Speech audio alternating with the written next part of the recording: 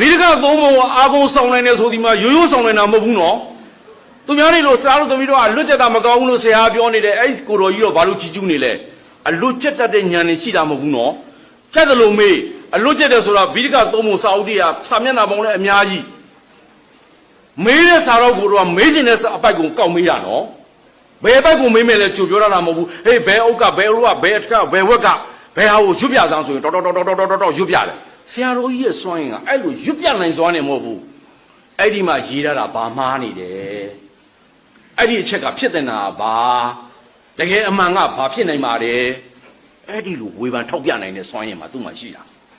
အဲ့ဒါကြောင့်ဗိဓကသုံးပုံအောင်တဲ့ပုဂ္ဂိုလ်တွေမှာအထူးကျော်ဆုံးအတော်ဆုံးပုဂ္ဂိုလ်ဗမာပြည်ပါရှာပပနိုင်ငံတကာတော့ကွန်ပျူတာလေးစားရတယ်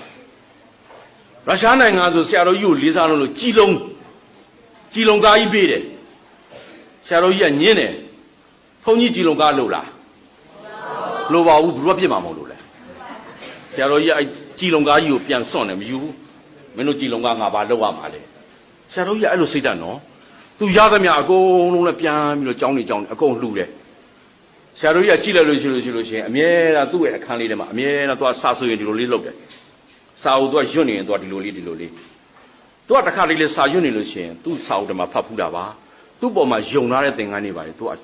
ကြွကြနေတတ်တယ်အမြဲတမ်းသူ့အာယုံကစာထဲမှာပဲရှိတဲ့ခါကျတော့သင်္ကန်းကိုဝတ်ထားမှလည်းအပေါ်မှာယုံထားမှလည်းသူမသိတော့စာထဲမှာပဲအာယုံဒါကြောင့်မို့သူကသူစာရွတ်နေပြီစာဖတ်နေပြီဆိုသူ့အခန်းထဲကိုဘယ်တကာမှပေးမဝ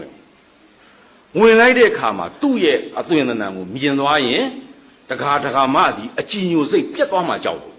သူကသူ့မှာသိတာစာလွဲလို့သူဘာမှမသိစာပဲသိတယ်စာပဲနားလေတယ်စာပဲရွတ်နေမယ်ဆိုတာသိတဲ့ခါကျတော့သူ့ကိုယ်ခန္ဓာမှာပေါ်သွားတဲ့ဟာကိုကြည့်ရင်ပြီးတော့တကာမှအကြည်ညိုကင်းမှဆိုပြီးတော့သူစာရွတ်နေရင်သူ့ခန္ဓာဘယ်သူမှပေးမဝင်တာအဲ့ဒီလောက်ထိစာပေါ်မှာလေးစားမြတ်နေတဲ့ပုဂ္ဂိုလ်ကြီးပါအဲ့တော့အဲ့ဒီပုဂ္ဂိုလ်ကြီးရဲ့စင်ញင်နိုင်လေးကိုဆရာပြောသွားတယ်ဗိဓကသုံးပုံမှာတော်တယ်ဗိဓကသုံးပုံမှာအောင်သွားပြီဆိုတော့သူ့ကိုတခါတနိုင်ငံလုံးကစုချီးမြှင့်ကြတယ်ဝင်ကြီးဦးနုခေကပေါ့တခါတနိုင်ငံလုံးကဂုဏ်ပြုကြတာ